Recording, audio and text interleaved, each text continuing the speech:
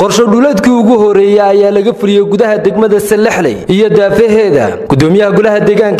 deegaanka degmada Salaxley ayaa noqday golihii ugu horeeyay ee hirgeliyay inay sameeyaan qorshaynta degmada Salaxley ugu horeyn dadka rayidka oo halkaas ka hadlay ayaa uga mahad celiyay maayirka iyo golaha deegaanka hawsha qorshaha ku aadan ay ka wadaan gudaha degmada Salaxley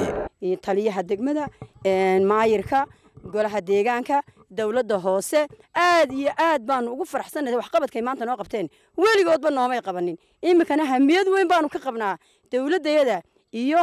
ciidankayaga maayirka iyo golaha deegaanka degmada Salaxley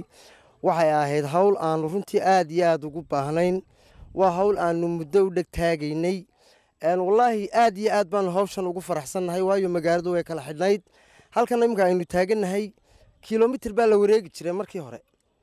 sidoo kale waxa halkaas ka hadlay taliyaha saldhigga degmada Salaxley iyo xildhibaan Axmed Qari labadan mas'uul ayaa hadaladooda waxa kamid ahaa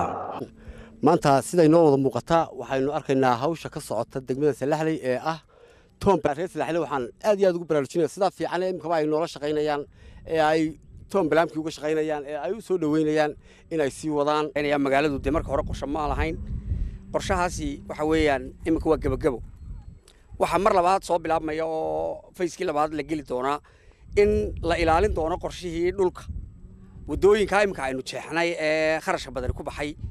in dadku ay ku soo xadgudbayaan oo durbaay ooda iska dhigayaan meelaha qaar kood ma dhacaysa arintaasi amar adagna waa laga soo saaray talaabo laga qaadaya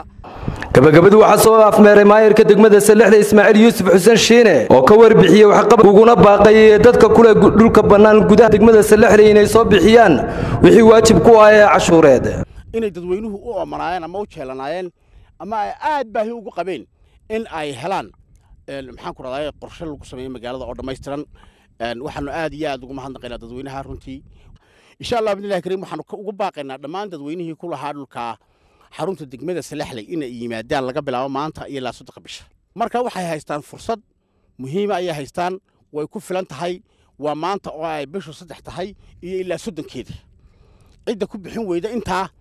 25 ayaan ku kordhin doonaa wajiga koobaad oo 15 cisha 30ka markay gaadho haddana bisha afraad waxaan ku kordhin doonaa maxaan ku raadayay 50 ayaan ka dhigi doonaa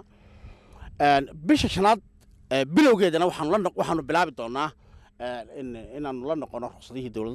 dawladda hoose ruqsadihii dhulka loo siiyay ee dawladda hoose hore uga baxay